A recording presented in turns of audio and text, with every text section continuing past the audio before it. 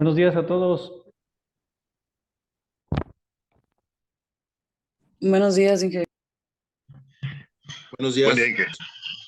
Buenos días, ¿cómo Buenos estamos? días, Inge Rubén. Aquí viendo perder al América. Buenos Órale. días, Inge. Arriba la Buenos días, América. ¿cómo estamos? Arriba de Caxa. Órale. Pues, Sí. ¿cómo está el clima por allá? Está lloviendo. Lloviendo, ¿verdad? Soleado. Aquí en Soleado, Toluca ni le digo, cabrón. pero estás contento. Acá en Durango está nevando.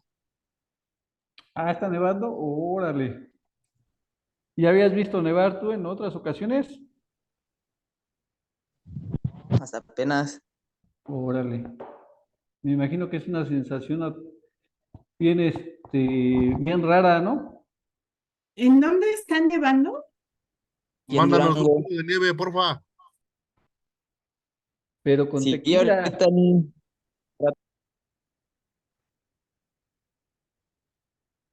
Inge Rubén, ya no se... Bueno, Ah, come- ya se escucha.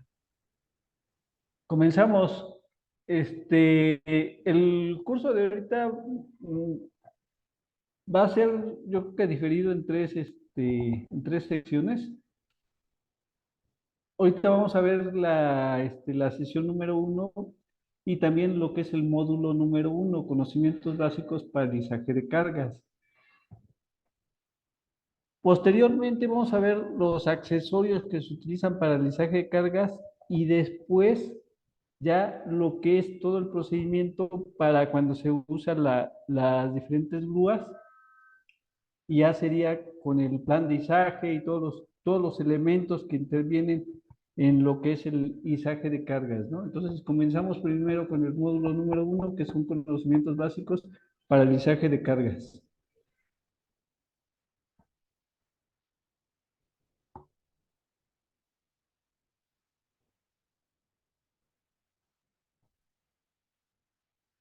Bueno, lo que es el marco normativo internacional me habla, o hay normas para tanto para las grúas como para los elementos o accesorios de cargas. Por ejemplo, para las grúas tenemos dentro de las normas internacionales las normas ASME y ANSI de la serie B30, donde definen criterios generales sobre las actividades ligadas al manejo de cargas. Por ejemplo, está la B30.1, que son de gatos hidráulicos, la B30.2, que son grúas, puentes y de pórtico, la norma B30.3, que son de grúas torre para la construcción, la B30.4, que me habla sobre las grúas de pórtico, de torre y las de pilastras, las grúas la norma B30.5, que me habla sobre grúas móviles y sobre vagón, la B30.6, que me habla sobre las grúas fijas, y la B30.7, que me habla sobre los elevadores de tambor montados sobre una base, ¿no? Y también están las normas OSHA.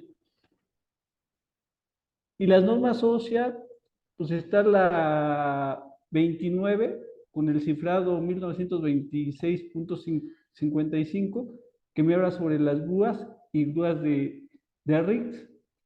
Y también la norma 29, cifrado 1910, que me habla sobre la selección y uso de prácticas de trabajo, buenas prácticas en el manejo de las grúas, ¿no?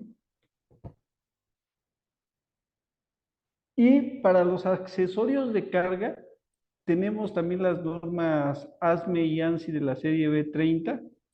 La B30.9 me habla sobre las eslingas, la B30.10 me habla sobre los ganchos, y la B30.26 me habla sobre los billetes y los equipos de izaje. Asimismo, las normas OSHA de Estados Unidos me hablan, la norma 29 cifrado 1910.18 me habla sobre las eslingas. También están las normas internacionales de Europa, ¿no? Que también me hablan sobre el manejo de las eslingas y accesorios de carga. Dentro del marco marco normativo nacional,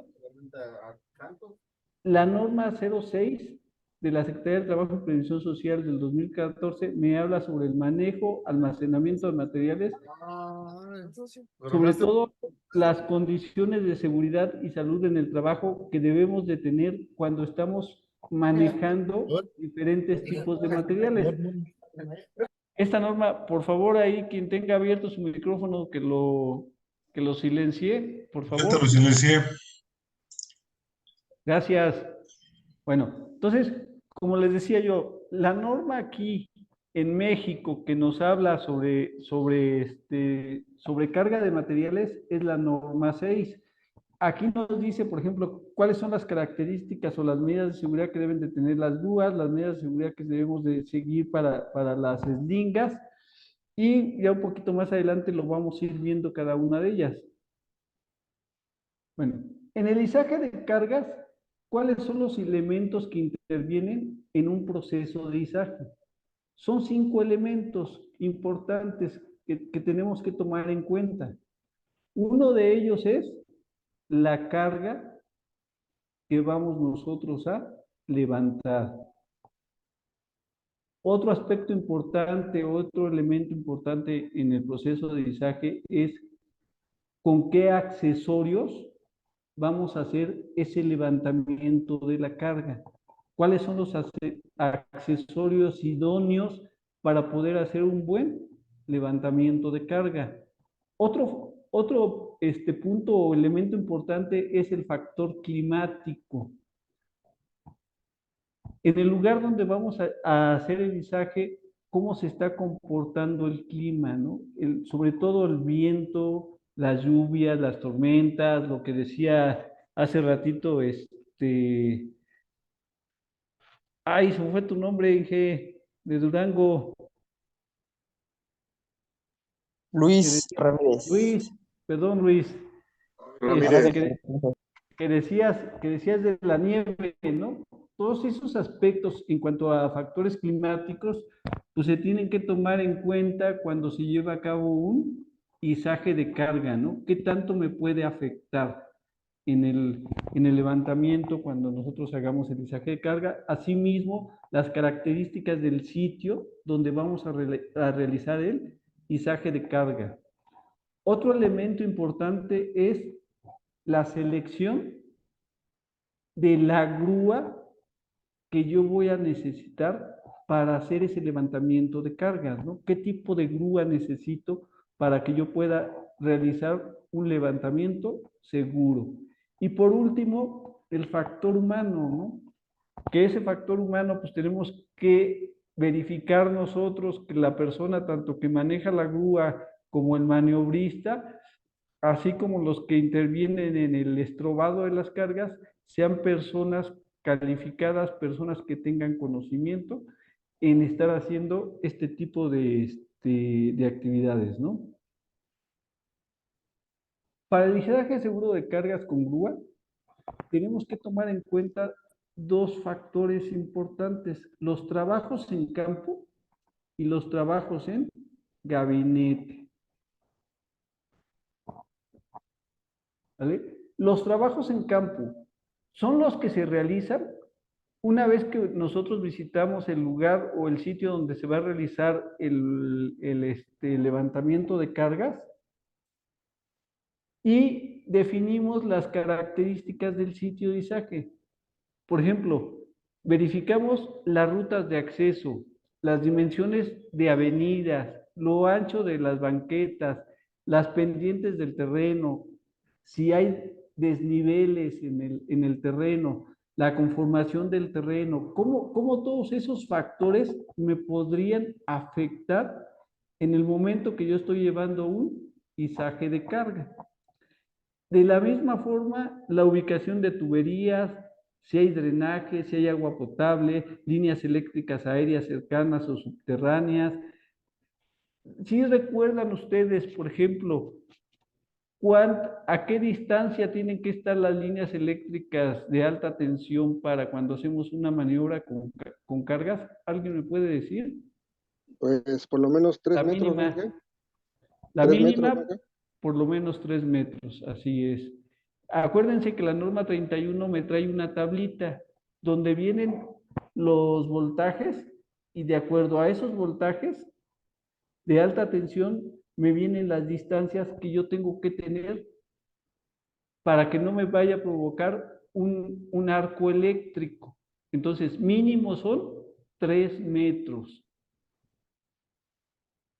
También están las líneas telefónicas, la fibra óptica, cajas de registros, árboles, puentes peatonales, vehiculares, calles laterales, tránsito vehicular o peatonal, ¿no? Todos estos elementos los tenemos que tomar en cuenta precisamente para el lizaje de cargas, ¿no? Para ver cómo vamos a meter la grúa a nuestra área de trabajo, cómo va a ser si vamos a estar descargando materiales, cómo va a ser el movimiento del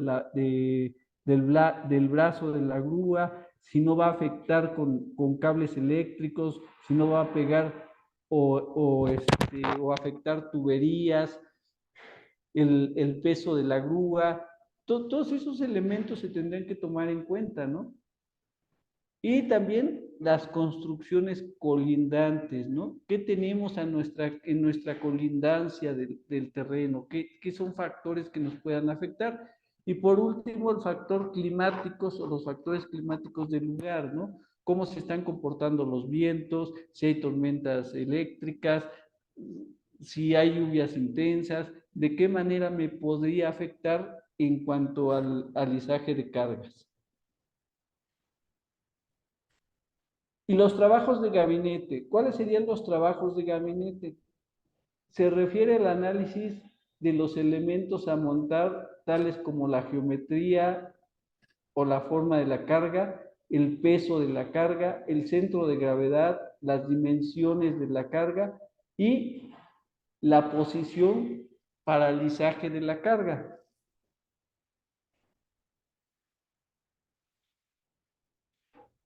Una vez que ya se tienen concluidos y documentados los trabajos en campo y los trabajos en gabinete, se procede a la selección del tipo de grúa a utilizar y los accesorios, a la determinación del análisis de riesgo correspondiente al izaje de carga, a la determinación del plan de izaje, cómo lo podríamos llevar a cabo, y a la realización de inspecciones a todos los elementos que van a intervenir en el izaje de cargas.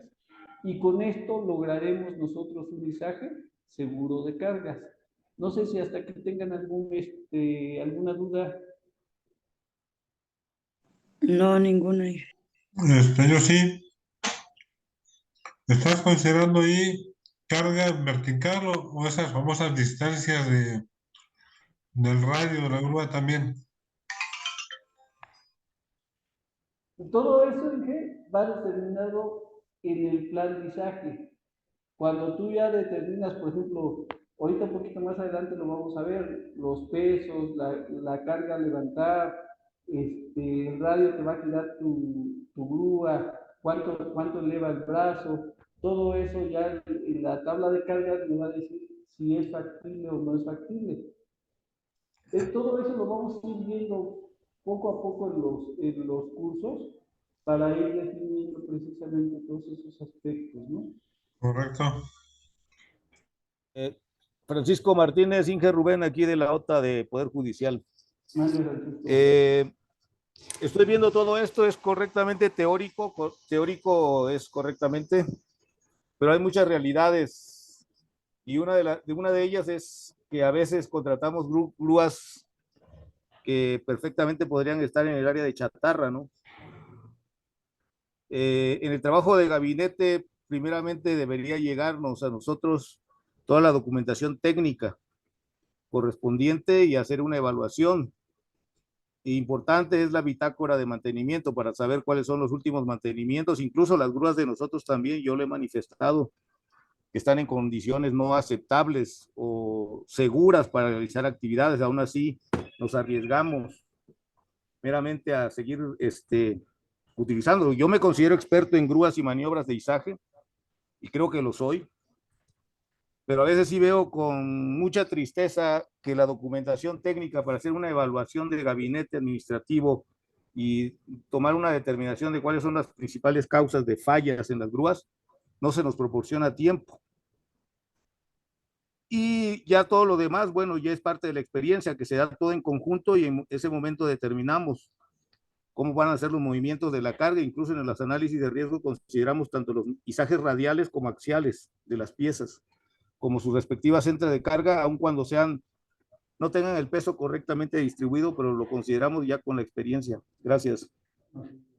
Sí, Francisco. Mira, en mucha parte tienes razón, ¿no? O sea, desafortunadamente no hemos podido coordinarnos y coordinarnos todos, ¿no? En el momento que se pide la grúa, bueno, pues si es rentada, pues en el momento que se renta la grúa, ¿sabes qué? Ya que nosotros tengamos conocimientos que la grúa ya está rentada y que nos llegue la información antes de. Entonces, desafortunadamente te digo que no hemos tenido nosotros, no hemos podido trabajar en equipo. Tenemos que trabajar en equipo residentes, seguristas y hasta la de compras, que es la que en su momento contrata a las grúas, ¿no? Hay proyectos donde te piden la grúa certificada y definitivamente te van a mandar una grúa con características, pues, realmente que está cumpliendo la mayor parte de la norma. Sin embargo, cuando no son certificadas, pues sí tienes razón, ¿no? O sea, llegan grúas que la verdad hay veces que hasta dan pena, ¿no? Pero, digo, una parte importante es trabajar en equipo con la gente, que nuestros residentes nos apoyen en ese sentido, en que nos den, o que empezar a presionar a que nos den toda la información, conseguir el teléfono. Muchas veces dejamos la actividad a manos de la de compras. Cuando, a ver, ya la contrataste, pásame el teléfono de la persona de la grúa, y entonces el contacto ya es directo residente o supervisor de seguridad con el proveedor de la grúa, y ya podemos estarles exigiendo con más severidad. A ver, ¿sabes qué? Necesito que me mandes tu bitácora, y si no me mandas tu bitácora, no te dejo operar la grúa, que es algo que hemos perdido de vista, ¿no? O sea, nosotros podemos detener las actividades y no podemos dejar trabajar si no tenemos la documentación necesaria, ¿no? ¿Cómo los clientes, algunos clientes lo hacen, y por qué no hacerlo nosotros, ¿no? O sea, yo no estoy a favor de detener actividades y no dejar trabajar. Estoy a favor de dejar trabajar, pero coordinados todos.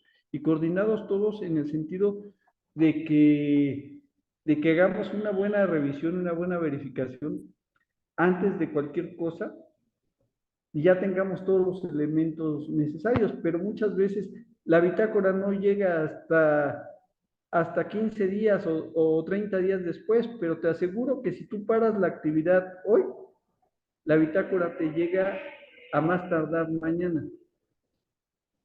Pero desafortunadamente ahí es donde no nos coordinamos, ¿no? Espérate, yo lo siento mucho, ustedes no me cumplen con la bitácora, yo paro actividades, no me cumples o tiene un problema, la grúa está tirando aceite, está haciendo esto, pues yo paro actividades hasta que no vengan y hagan el cambio, ¿no?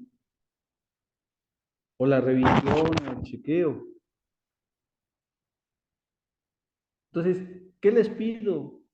A ver, Yo entiendo ahí, todas Inge las Rubén, limitantes que hay, pero sí necesitamos que nosotros empecemos a trabajar en equipo, empecemos a ver qué sí está en nuestras manos y qué podemos resolver, ¿no? Adelante, Francisco. ¿O quién iba a hablar? Perdón. no, soy yo, Luis Miguel. A ver, Inge Rubén, ahí hay una cosa que yo estoy de acuerdo y tampoco no, porque se ha tratado de hacer ejemplo muy claro, aquí se contrató una grúa que nos los dijo el mismo operador de la grúa que no entró a operarla porque la operaron nuestros Operadores, operadores, así perdón. es. Pero cuando llegó aquí la grúa dijo, está fallando de esto, de esto, de esto y de esto y de esto. Y no me van a dejar mentir mis compañeros de seguridad. Y yo se los dije, oigan, me está avisando que no, tú métela y tú métela y tú métela a chambear y tú métela a chambear. Y cuando lo metimos a chambear, duró 4 días trabajando y me echó a perder 5 días de montaje. Pues es que ese es el problema. El problema es que nosotros, de alguna manera, aceptamos el que se trabaje así, cuando no tendría que Pues ser sí, pero así. O sea, tendría que ser, a ver, ¿sabes qué, Gandarillas? Ya checamos que está mal. A ver, a lo mejor vamos a perder 3 días, a lo mejor vamos a perder 2 días, pero nos va a garantizar que no sigamos perdiendo más días, porque en el momento que alcemos la voz, y en el momento, espérate, paz, ya si dirección me dice, a ver, es la única y con esa vamos a trabajar, pues entonces yo ya tengo justificación para decir, mira, los días que perdí fueron porque la grúa estaba en estas condiciones. pues Y eso es porque, lo y peor, porque, y eso es porque lo la peor que situación estaba de esta forma, pero ya hay elementos, pero si no, o sea, si la instrucción pues, fue de alguien diferente y no, y nosotros en este aceptamos. caso la instrucción vino de dirección o vino de arriba, pero lo peor del caso es que cuando se les dijo que ya se había descompuesto y que ya se les había avisado, pues lo más fácil es la salida de, es que pones pretextos, pretextos y pretextos, y es ahí donde pues no casa. Pero Y es que estoy de ¿dónde? acuerdo O sea, totalmente con Francisco. si la grúa, Yo si la grúa pienso, está, yo pienso que cuando nuestros equipos, nuestros 2 equipos que tenemos, los deberíamos de tener al 100%. Y las grúas que contratemos como tipo Titanes o demás, deberíamos de contratar unas grúas que sepamos que no nos van a dar lata. Digo, sabemos que son fierros y en cualquier momento ellos no tienen palabra de honor y en cualquier momento se descomponen. Pero el problema es que siempre rentamos lo más barato y nos sale más caro. desafortunadamente esa es una realidad, ¿no? Pero eso es lo que le tenemos que hacer saber a dirección, ¿no? Por O sea, dos. mira, ¿sabes qué? Correcto, tú me dijiste que sí la metiera. Ahora te doy un análisis y te presento un análisis de qué pasaría si hubiéramos metido una grúa más cara, pero me hubiera dado un rendimiento mejor, parejito. Sin embargo, así ya perdimos los 5, los 6, los 7 días, se paró la máquina, nos las paran porque ven aceite tirado y ¿sabes qué? A ver, hace esta medida, hace esta otra medida, o sea, estamos perdiendo muchas cosas. O sea, ¿qué necesitamos que hacer? Una, en el momento, luego pararlo y no permitir la entrada. 2, si ya no las dejaron entrar, entonces empezar a presentar estadísticas. Mira, esto entró, pero fíjate cuánto perdimos. O sea, si hubiéramos hecho diferente, si hubiéramos contratado algo que sirviera de mejor manera, pues nos hubiera dado mejores resultados, ¿no? Y sí, insisto, trabajar en equipo, no estamos trabajando en equipo y eso es para todos los residentes y seguristas, ¿no? O sea, nos falta trabajar en equipo, nos falta ver cómo podemos ir solucionando los problemas sin llegar ¿cómo se llama?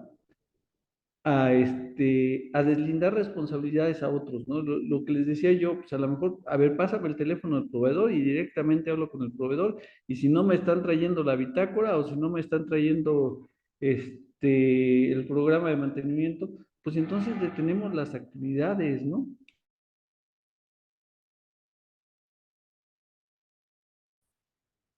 Bueno, continuamos.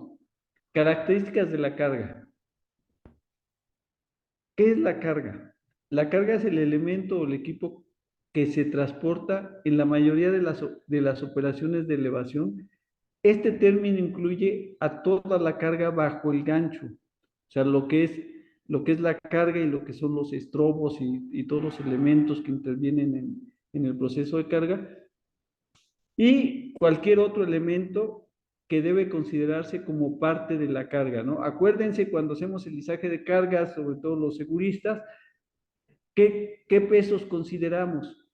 Pues consideramos el peso de la carga, además consideramos el peso de las slingas, del gancho, de los grilletes, de todos los elementos que intervienen en el proceso de carga. Ahora, las características de la carga también son bien fundamentales para saber cómo la voy a estrobar, cómo la voy a elevar, ¿no? ¿Qué tipo de carga es la que yo voy a ocupar o a elevar? Y sus dimensiones, su peso, si tiene filos cortantes, si es abrasiva, si tiene algún elemento que me puede intervenir para ver yo qué tipo de estrobo o de eslinga necesito usar para poder hacer el levantamiento de carga, ¿no? Y cómo determinar su centro de gravedad de este tipo de materiales, ¿no? O sea, ya una vez sabiendo qué material o qué elemento voy a elevar, ¿no? Otra característica importante de la carga es su peso, ¿no?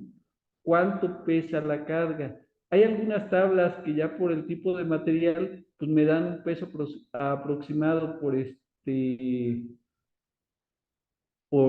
área del material o por largo del material, ya me dan un peso determinado, y con eso podríamos saber nosotros cuánto pesa nuestra carga, o en su defecto, en el caso de nosotros, pues ya van los elementos que nos llegan, ya van con el peso calculado de cuánto pesa cada uno de los elementos que estamos izando. Otra característica importante son las dimensiones de la carga, para saber cómo la voy a estrobar.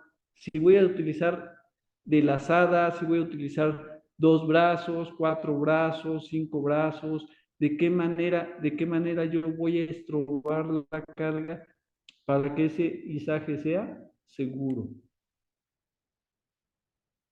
Y el punto más importante es el determinar el centro de gravedad de un cuerpo.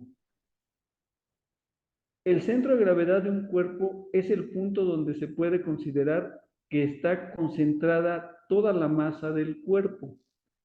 Hay dos conceptos que se manejan, que es el centro de gravedad y que es el centro de masa. Generalmente, para los izajes de carga se consideran que son equivalentes, aunque su definición varía un poquito. El centro de gravedad es el punto ubicado en la posición promedio del peso del objeto, y el centro de masa es considerado como posición promedio de todas las partículas de la masa que forman un objeto en particular, ¿no? Entonces, por ejemplo, aquí en el martillo el centro de gravedad está aquí en el puntito rojo. En la manzana se encuentra en esta parte de aquí.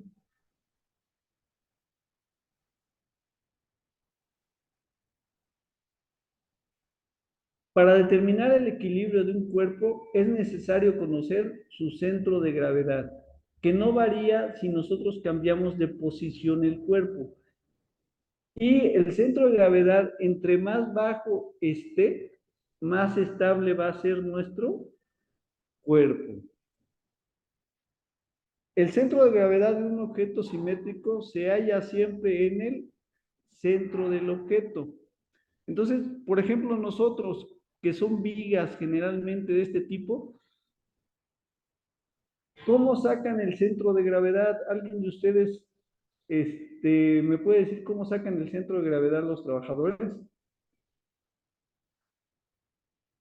De esos elementos que son simétricos. Con la medida total, repartiéndolo a la mitad, sacan ellos el centro de gravedad. Así es. Miden completamente la pieza y a la mitad sacan el centro de gravedad, ¿no? Y generalmente con una tiza lo marcan, que eso sería lo correcto. Para después de ahí, ya una vez que se tenga marcado el centro de gravedad. ¿Qué pasó? ¿O alguien tiene abierto el micrófono?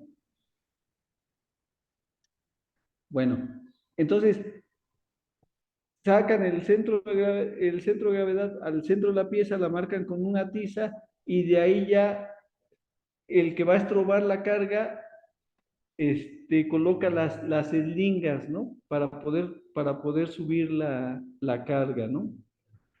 Cuando un objeto no es simétrico o se compone de diferentes materiales o diferentes dimensiones, tenemos que calcular su centro de gravedad descomponiéndolo en otros objetos cuyos centros de gravedad sean conocidos.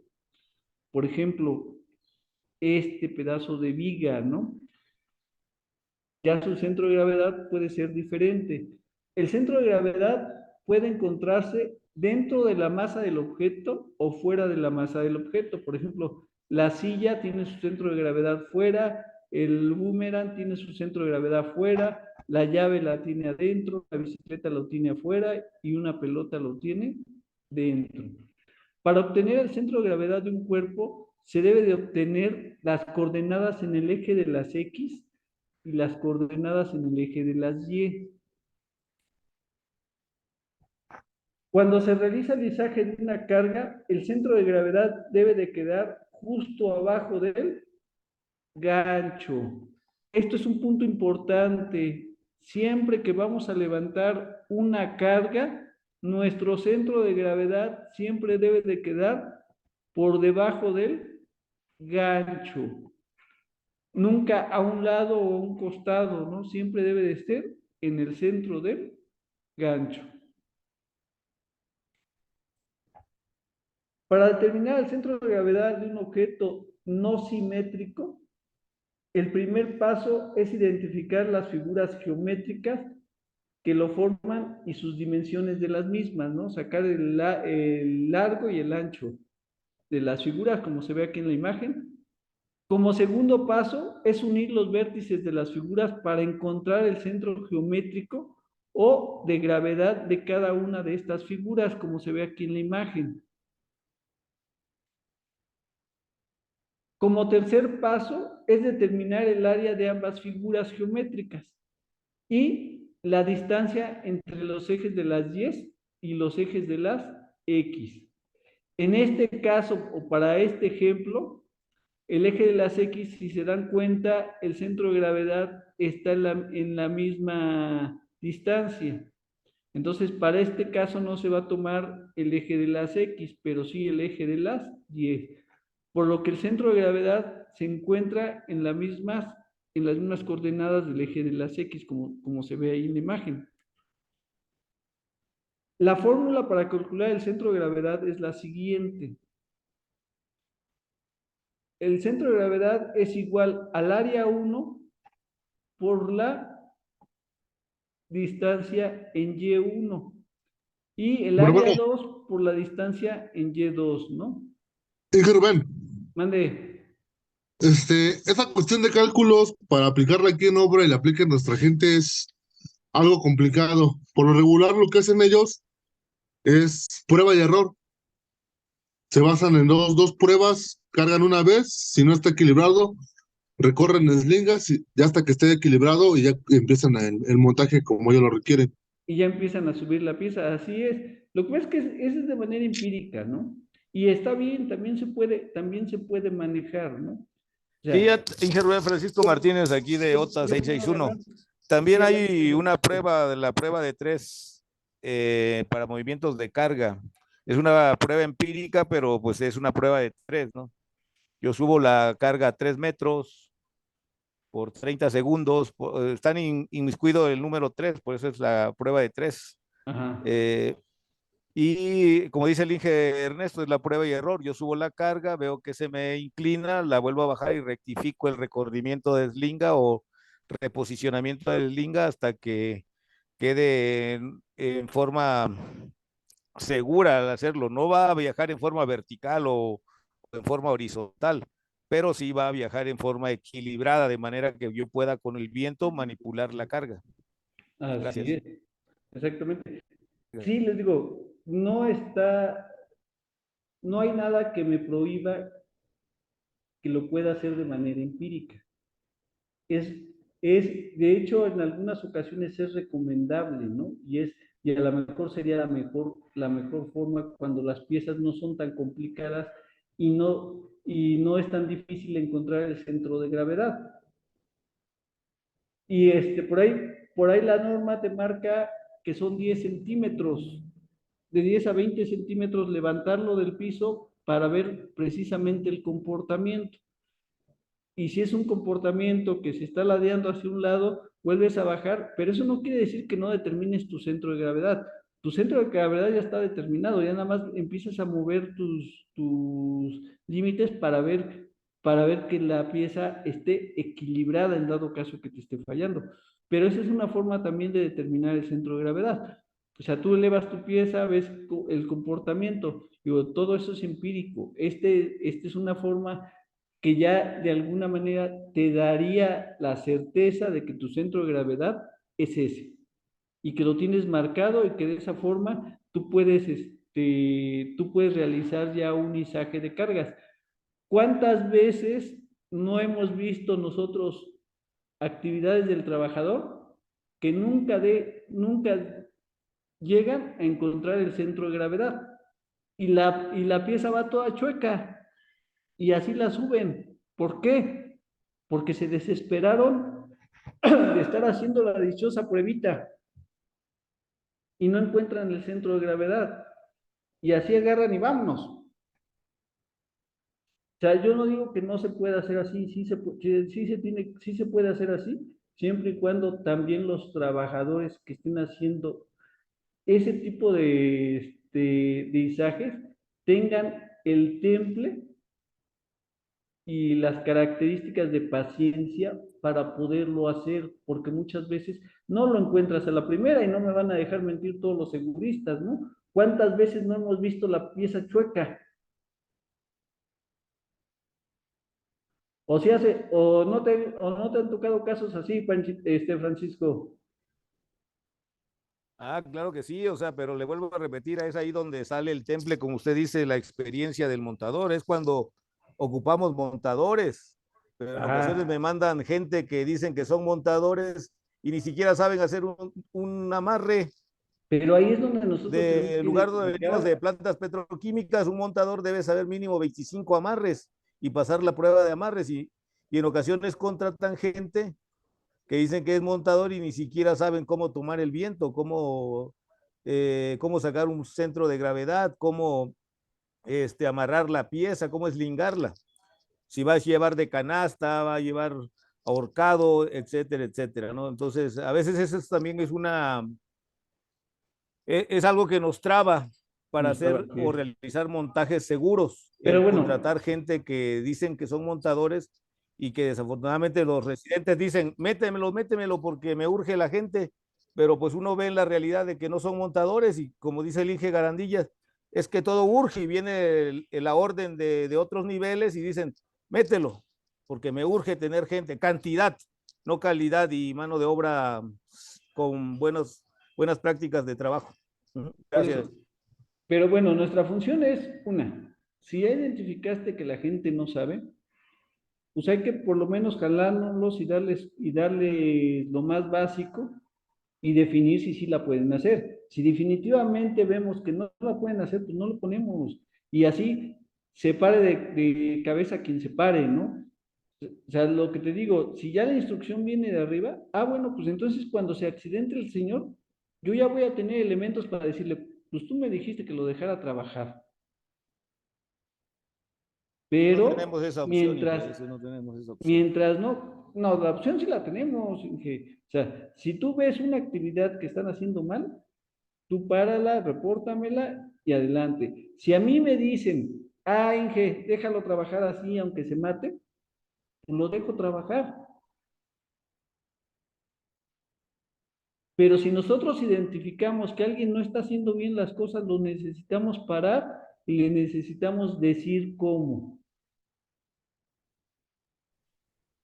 Y si no aprende y si no tiene las características, porque era lo que les decía yo, o sea, habrá montadores o hay trabajadores que tú les explicas y lo hacen bien, pero hay trabajadores que, perdonen la palabra, pero les vale madre. Y por más que tú les digas cómo lo hagan, nunca lo van a hacer, porque ya es parte de su naturaleza, ya crecieron así con esos valores. Entonces, si tú identificas una persona que no sabe estrobar bien, pues no lo dejes estrobar, porque al fin de cuentas, tarde o temprano te va a ocasionar un accidente con alguien. Bueno, entonces continúo. Sustituyendo los valores en la fórmula, nos va a dar que el centro de gravedad son 10 centímetros. Entonces, en el eje de las 10, jalamos 10 centímetros y ahí tenemos el centro de gravedad de nuestra pieza. Y ya con eso, pues, vamos a determinar dónde vamos a poner la eslinga para poder realizar el izaje de la carga, ¿no? Ahora, ¿cuáles son las reglas de oro para una movilización de carga? Son 7 reglas de oro importantes que yo debo tomar en cuenta. Número 1 es la inspección de nuestra grúa. ¿Cómo viene? ¿Tiene todos los elementos bien? ¿No está tirando aceite? ¿El cable de la grúa está bien? ¿El cable de acero? ¿El gancho tiene su seguro? ¿Tiene sus estabilizadores funcionan adecuadamente?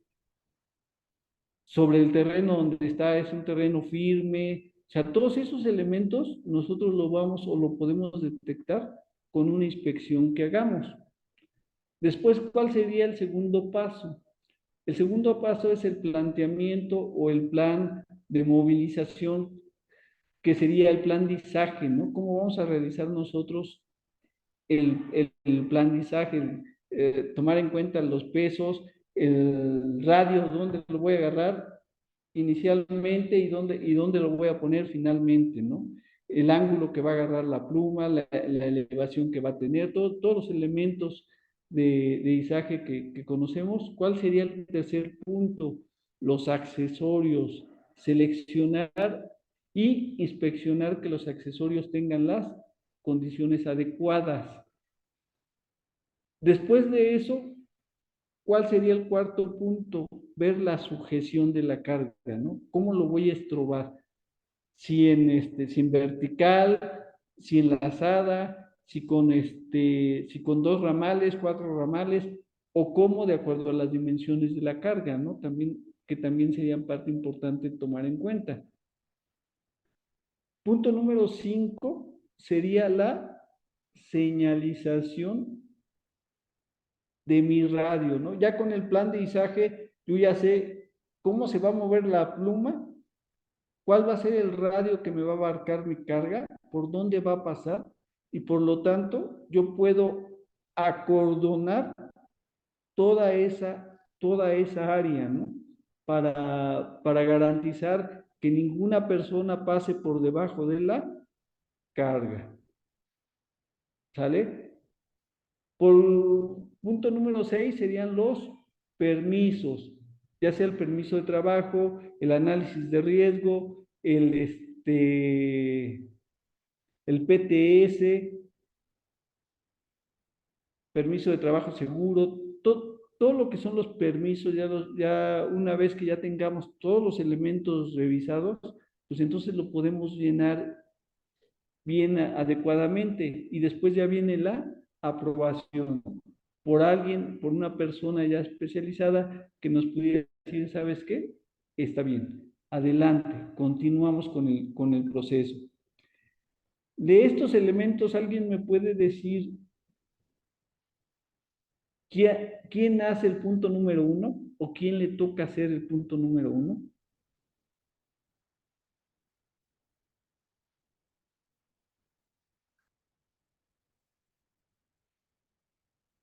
Buenos días.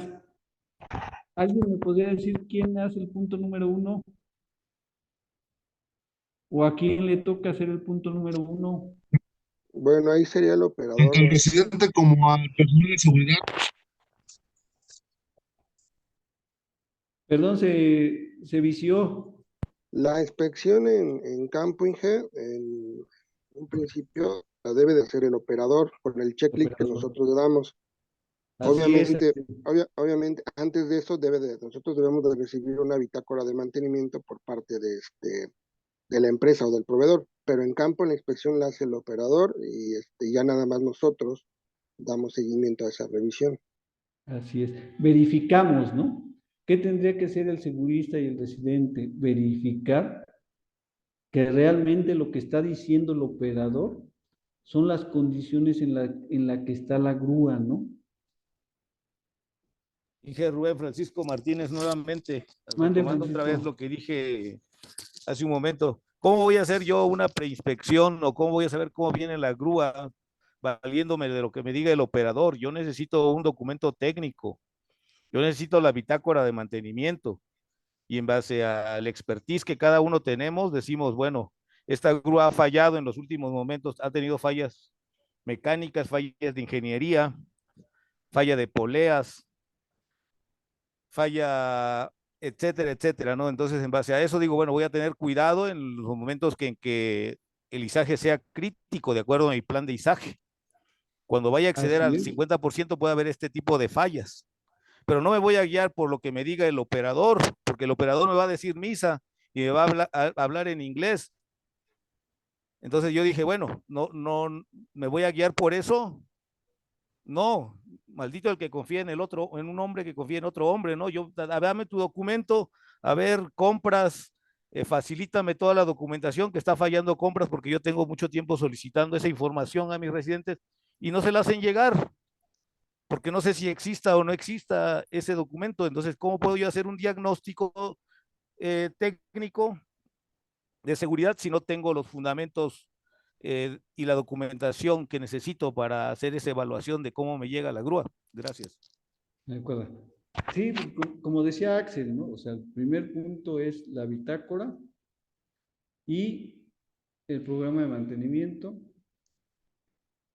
Todo lo que es teórico, te llega, lo revisas, definitivamente te da un panorama más amplio, pero ya una vez que el operador haya hecho su revisión, pues también nosotros tenemos que verificar, ¿no?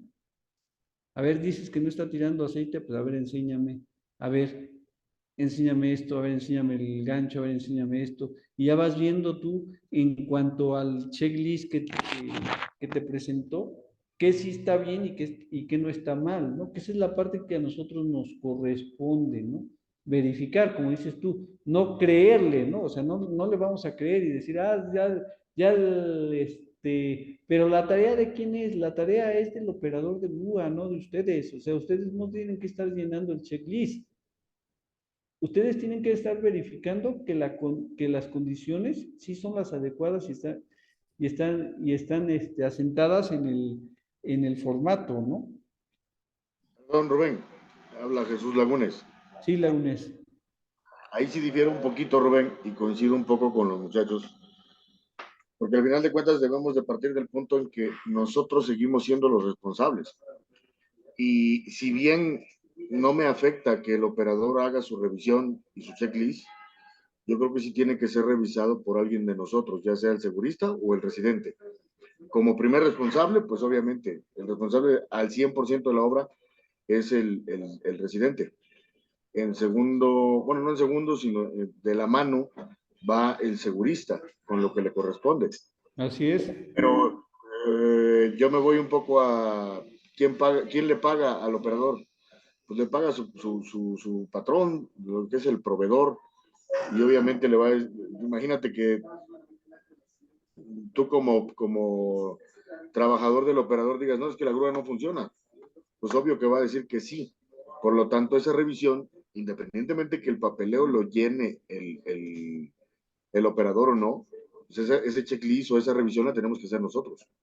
Digo, Eso es lo que estoy diciendo, Inge. Yo en ningún momento estoy diciendo que no se revise o se inspeccione por nosotros. O sea, lo que estoy diciendo es que quien llena el documento es el operador de grúa y esa es su función. A ver, tú tienes que revisar tu equipo. Después, ¿qué hacemos nosotros? Tenemos que verificar que eso que puso en el checklist, pues esté correcto y esté adecuado. O sea, sí, no puedes agarrar y decir, ah, ya pásame el checklist y ya está bien. O sea, no. O sea, la función de nosotros es inspeccionar o verificar que todo lo que está ahí está bien hecho. Lo que no debemos de hacer es yo llenar el checklist y punto. O sea, no. O sea, la responsabilidad de quién es, pues es del operador. El operador tiene que estar involucrado. Luego muchas veces el operador está sentado en la grúa, ¡ay! Valiéndole madre si llenas o no llenas el checklist. Y eso no debe de ser así. El operador tiene que estar involucrado y tiene que ser parte de la revisión. Él tiene que hacer su revisión. Te da el checklist. Ya con el checklist lleno, tú agarras a ver, ya sea junto con él o por separado, a ver, mira, sí está cumpliendo en esto, sí está cumpliendo en esto. Ah, mira, no está cumpliendo en esto. Mira, yo sí le noto un derrame aquí de aceite o noto esto y definitivamente la decisión ya sí es de nosotros, ¿no? Si deja superar o no deja superar la máquina con las irregularidades que pudieras encontrar. Que si nos vamos a estricta normatividad, pues encontrando fallas, pues no las dejas operar, así de fácil. Bueno, entonces, el punto 2, lo que es el plan de izaje, ¿quién lo tiene que llevar a cabo?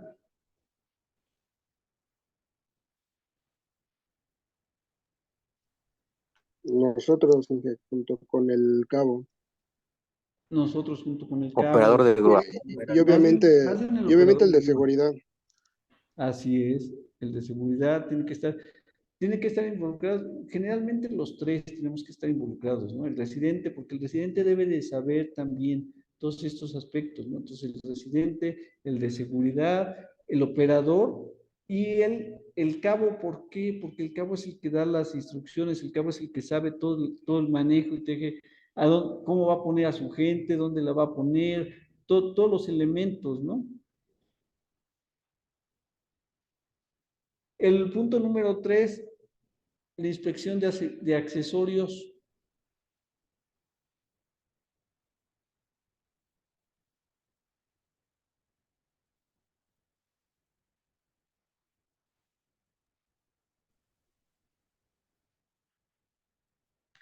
La inspección de Igual, accesorios, ¿quién sería? pues el operador, el de seguridad y pues nosotros. El operador, el de seguridad, así es, estar verificando. Y ustedes como residentes, pues sí tener el conocimiento, ¿no? A ver, digo, ustedes como residentes es acercarse y preguntar, oye, ya revisamos, ya checamos que los accesorios están bien, no tienen ninguna falla, no tienen esto, no tienen lo otro. O sea, estar también pendientes, ¿no? Y sobre todo los accesorios, pues, la persona que va a probar la carga, ¿no? Si son los adecuados, si están bien. Ahí sí, ¿quién tendríamos que dar el visto bueno? Pues nosotros como seguridad, ¿no? Nosotros como seguridad, no, pues sí son los adecuados, hacer la revisión del material que no tenga ninguna irregularidad, y en caso de tener irregularidades, pues no dejarlos trabajar, ¿no? La sujeción de la carga, de igual manera, no tiene que ser la persona que estrobe la carga la que haga la revisión de estos elementos, ¿no? Y lo que es la señalización, ¿quién es el responsable de acordonar el área? ¿Quién debe ser el responsable de acordonar? Y Gerben, Mande. esa fue una pregunta que nos hizo el Inge Fortino y se le respondió que el personal para acordonar es el personal del destajista, obviamente en coordinación con el personal de seguridad. Así es. El personal que debe de acordonar el área es el personal que va a hacer la maniobra. El personal involucrado en la maniobra. ¿Quiénes son los involucrados en la maniobra? la persona que va a estrobar la carga, el maniobrista que le va a dar las señales al grullero también puede participar en acordonar el área porque ya sabe cuál va a ser el radio. Incluso el operador de la máquina, ¿no? También es responsable de acordonar su área. A lo mejor ellos tres en coordinación pueden acordonar su área y dejarla acordonada. ¿Algún supervisor de seguridad tiene algún punto de vista? ¿Está de acuerdo? ¿Tiene algún otro punto de vista?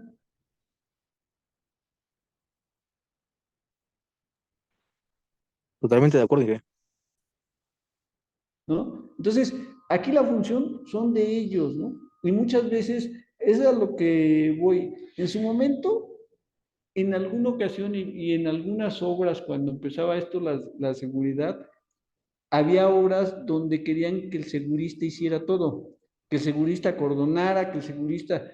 O sea, la verdad, no nos alcanza el tiempo porque hay áreas, por ejemplo, hay áreas donde hacen movimientos y lo hacen muy rápido y se mueven a otro lugar y entonces se tienen que estar esperando a que llegue el segurista y les mueve el acordonamiento. Entonces no es así. Quien acordona sus áreas son las mismas gentes que están laborando y trabajando.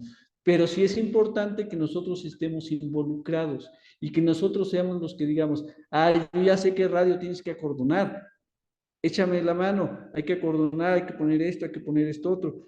A lo mejor hasta dar los elementos, ¿no? Y decir, bueno, vete, tráete cuerda, tráete cinta, barreras o malla, ¿cómo lo vamos a coordinar? Todos esos elementos, pues sí serían parte de decisiones de nosotros, ¿no? El punto número 6, pues sí, ese es prácticamente entre el residente y nosotros como seguridad, el generar los permisos de trabajo, los análisis de riesgo y los PTS, ¿no? Permisos seguros de trabajo. Toda esa información, pues sí la tenemos que plasmar nosotros en el documento. Y por último, pues solicitar la aprobación para poder realizar la carga, ¿no? ¿Hasta aquí alguna duda?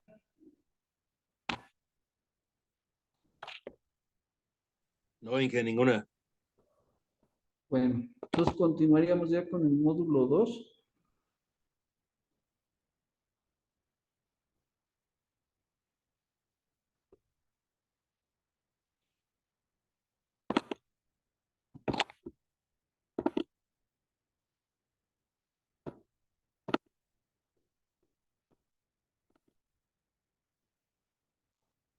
El módulo 2 es aparejos o accesorios usados para la conexión de la carga.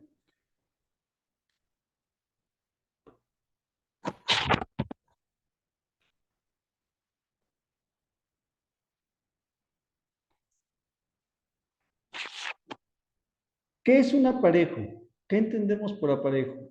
Es todo elemento que participa en la conexión de la carga en los equipos de izaje, también son conocidos como accesorios de izaje, ¿no? Existe un gran número de accesorios de carga utilizados para las diferentes operaciones de izaje. Estos pueden agruparse de la siguiente manera y tendríamos tres grupos.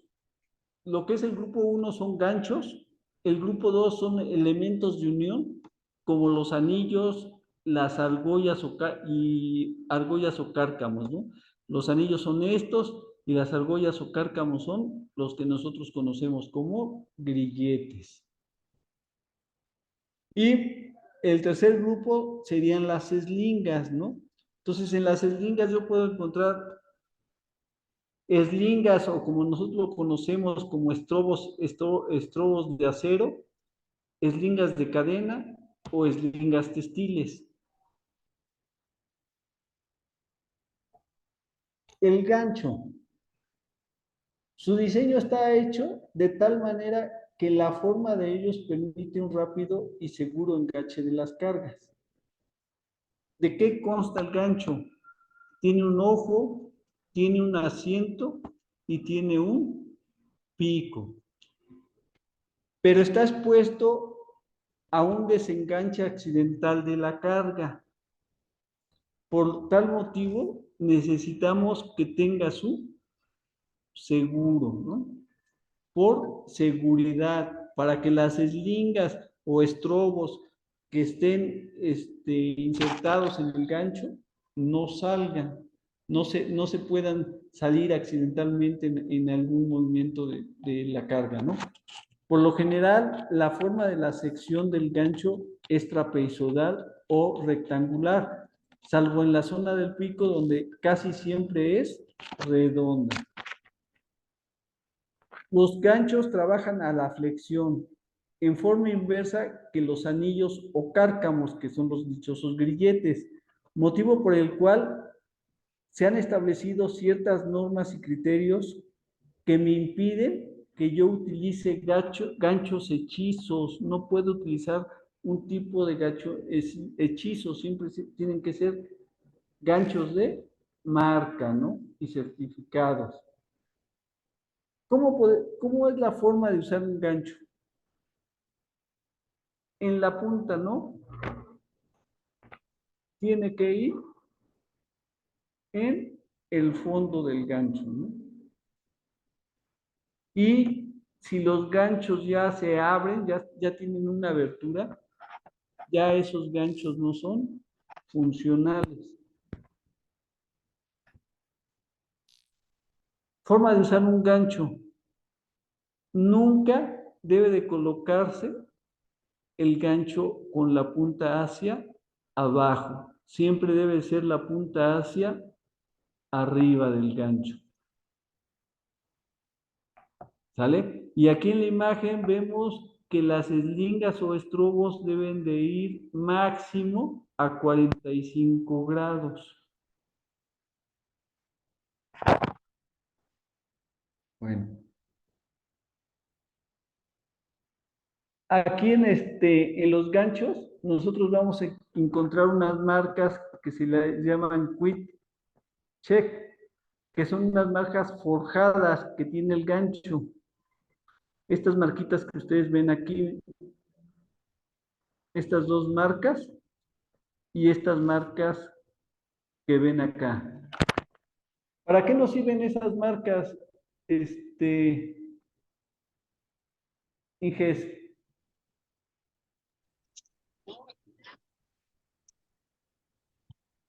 Para buenos días, Salomón Ponce. Buenos días, René Ponce, ¿cómo estamos? Salomón. Digo, Salomón Ponce, perdón, Salomón. No se preocupe, no se preocupe. René.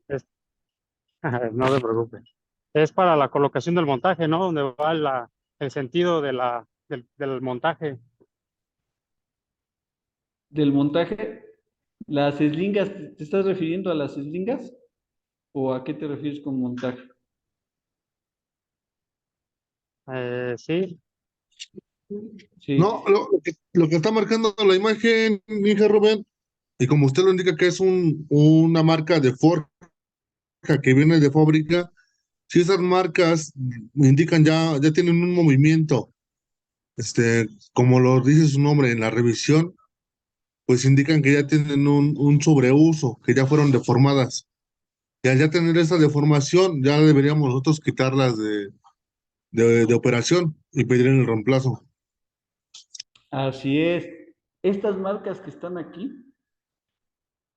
son marcas diseñadas para que yo tome la medida. ¿Cuánto mide de esta marca a esta marca? Y vaya viendo cómo se va deformando el gancho. Si esas marcas se van moviendo, entonces el gancho ya no sirve, ya lo tendremos que cambiar. Si la marca permanece, si siempre la distancia va a ser la misma, entonces nosotros tendríamos que seguir usando el gancho. No hay ningún problema porque no ha sufrido algún tipo de deformación, ¿no? Y entonces, ¿cuál sería una de nuestras tareas? Estar verificando esa distancia, ¿no? Estar checando que esa distancia no cambie. en el momento que se llegue. Y a lo mejor para eso es lo que dice Francisco, donde incluso muchas veces en las bitácoras de mantenimiento ni siquiera aparece, ¿no? Porque ni siquiera, pero serían cosas de las que tendrían que estar apareciendo, ¿no? A ver, ¿sabes qué? Pues mi gancho, desde que lo compré tiene esta distancia, ¿no?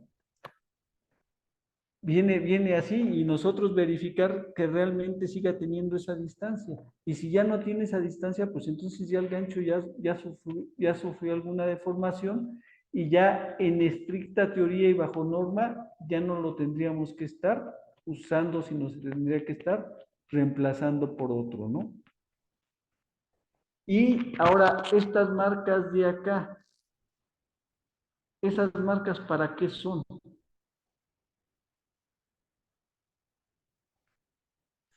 Esas son para determinar la distancia de las eslingas a 40 grados, ¿no? Como lo mencioné en el apartado anterior. Así es. Estas marcas son las marcas que me indican hasta dónde es lo máximo que la eslinga o el brazo de la eslinga se tiene que abrir. Esto es lo máximo que yo puedo tener mi eslinga abierta. O sea, no puede quedar más arriba de estas líneas. Indica el ángulo máximo permitido entre las patas de las eslingas en el gancho, ¿no? Eso es lo que me indican esos quick check, que son más que nada unas marcas que tiene el gancho, ¿no?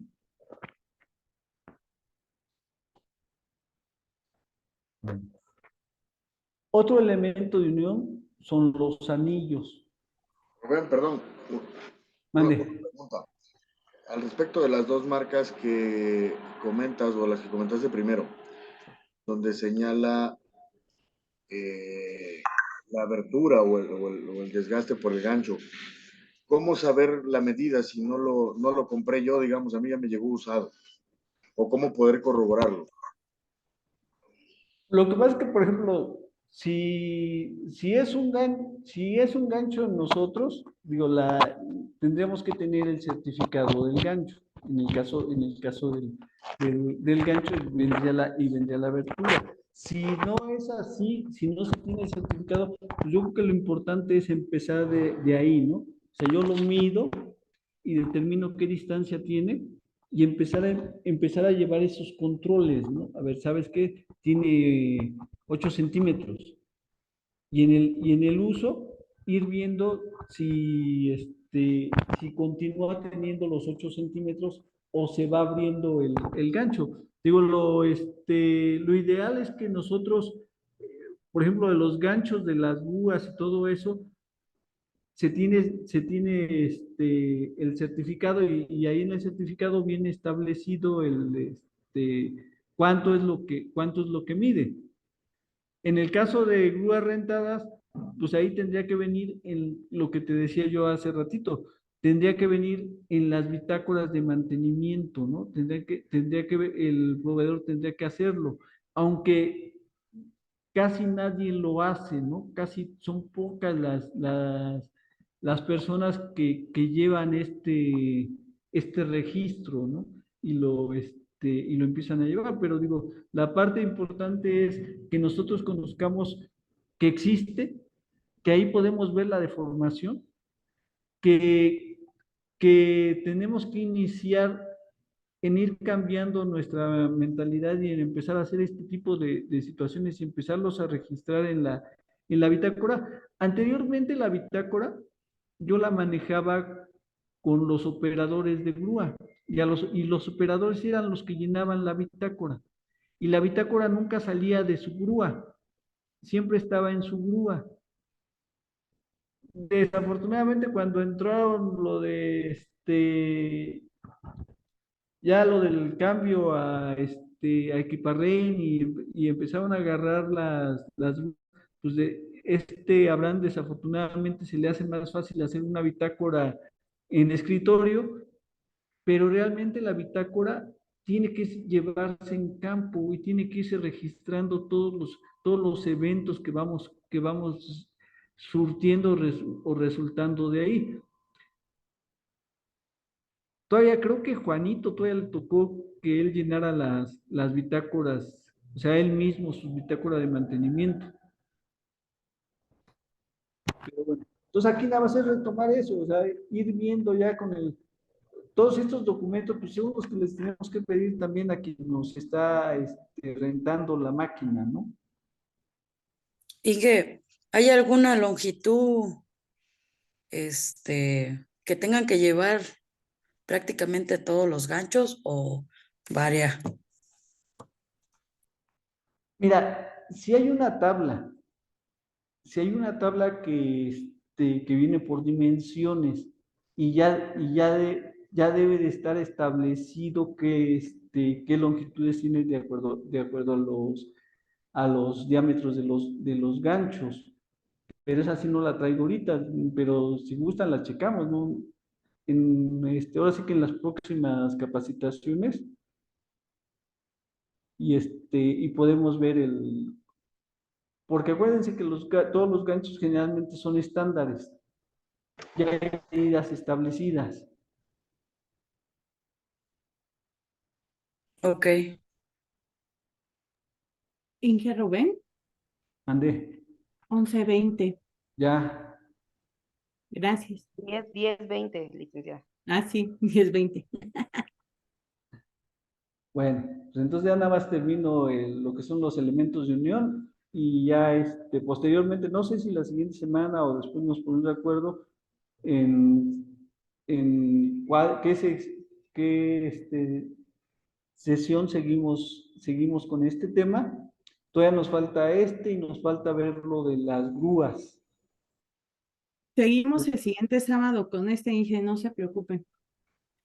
Correcto. Bueno, pues entonces, los que Acuérdese, son... Rubén, que le estamos solicitando también para 661 para capacitaciones y extender de C3 también. Sí, pero la tuya creo que está para el 25, dijo usted. 25, ¿no? Para el día 25. ¿Es el siguiente sábado? A ver, déjame checar. Porque sí, Dentro de 15. ¿Dentro de 15? Ah, sale. Entonces, dentro de 15 estaría ya en Poder Judicial, pero el siguiente sábado, si no tienen ustedes otra presentación, lo daríamos el siguiente sábado. Continuamos. ¿Vale? Bueno, entonces, en cuanto a los elementos de unión, los anillos pueden tener distintas formas que pueden ir de la circular a la recta, pasando por todas las intermedias, como se observa en la figura. Aquí, ¿qué es lo importante? Lo importante es que de acuerdo a la forma que tienen los anillos, va a ser la resistencia que tienen estos anillos, ¿no? Por ejemplo, los anillos en forma de pera son los con mayor resistencia. Los anillos ovalados, como estos que estamos viendo aquí, son de resistencia mediana. Y los anillos redondos son los más débiles que podemos encontrar. Al igual que los cáncamos o grilletes, la capacidad de la carga varía en función del diámetro de su sección recta, de su forma geométrica y del acero con el que fue fabricado.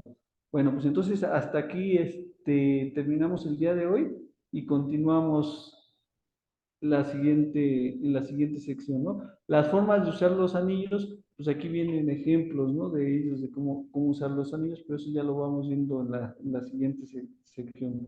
Pues muchas gracias por su atención. Que tengan un buen fin de semana. Sí, y para perder a la América al rato. Pues más bien vas a chillar. Tranquilo, Francisco, tranquilo. No sabes, no has aprendido cuál es el mejor equipo. Por eso estamos alados en FEL.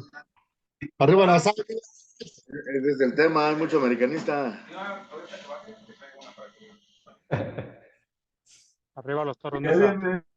Arriba la América. Yo diría lo contrario, los toros Nésapes.